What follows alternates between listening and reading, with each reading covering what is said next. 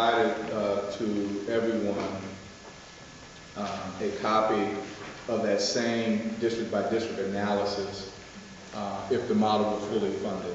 Because if you go to that analysis of the fully funded spreadsheet, there are only 24 districts that do not receive increases, and those 24 districts are the most wealthiest districts in the state, with the exception of East Cleveland. And I believe East Cleveland's situation is that they have had such dramatic enrollment declines that it has a major impact on the funding model itself. And so again, when you look at the phase-in, a lot of those wealthy districts have property wealthy valuations in their communities. And so when you reduce the charge-off from 23 mills down to 20, it has the effect of pumping a lot more dollars into their communities. But in our model, in our reform package, we try to achieve a balance of what we knew would be, of going down to the 20 mil floor and what impact that would have.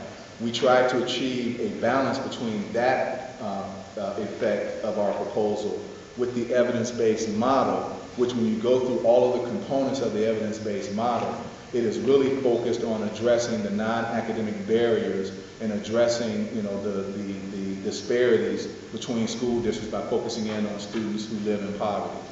And so, again, when you go to the fully funded model in the spreadsheet, you'll see that those two things work very well together in that, again, all of the districts in the state except for 24 receive increases under our fully funded model. But because of our economic situation, we aren't able to fully fund the fully funded model in this first budget that we have proposed. Okay, just to use, for example, one district from your fully funded model. Yeah. I'm going to pick Trimble Local in Athens County. It's the second least wealthy by property valuation district in the entire state. Sure. The first year it says there's a hike of 9%, and then the second year it says there's a decrease of 1%. So about... Which one are you looking at first of all? I'm looking at the fully funded model here for Athens, Trimble Local. So they're getting somewhere, 8% more money. So you're telling me that Trimble Local, when your school funding system is fully implemented, will get about 8% more than they get now, and that will bring them up to a constitutional level? We do, yes.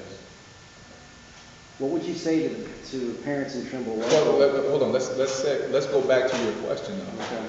What's a constitutional level? What exactly? What's thorough and efficient mean? What's thorough and efficient mean? I guess that's why there's been 14 Supreme Court decisions. Well, in our model, we define thorough and efficient as a 21st century education. And we have identified through our funding model what are the components of that 21st century education.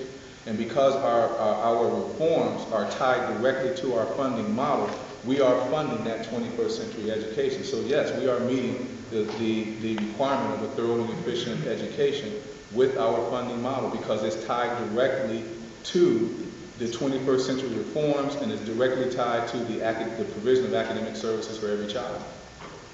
So in essence, I guess what I'm trying to get at with my dialogue with you is that I got from you the gist of your question is trying to say, is this equitable? And the court never focused on equity. The court focused on, is it adequate? And what you hear us saying is that thorough and efficient means adequate. We are providing an adequate education through our model because it's meeting the needs of a 21st century education. And you're not